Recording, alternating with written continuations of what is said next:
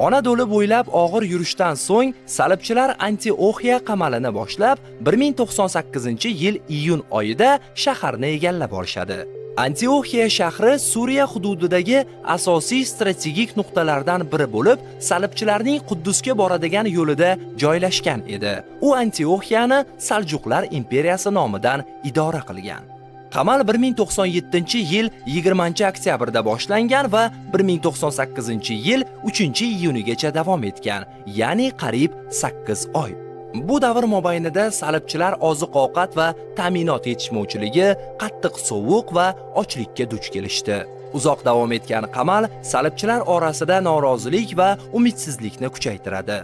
Oziq-ovqat tanqisligi va sovuq sharoit ko'plab askarlarning qochishiga sabab bo'layotgan edi. Shunday vaziyatda Saljuqiylar boshqaruvidan norozi bo'lgan arman nasroniysi Firuz Antioxiya qalasining eshiklarini ichkaridan salibchilarga ochib beradi. Firuzning xiyonati Antioxiyaning kuchli mudofaa tizimini chetlab o'tishga imkon berdi va salibchilarga muhim strategik nuqtani qo'lga kiritish imkonini bergan edi.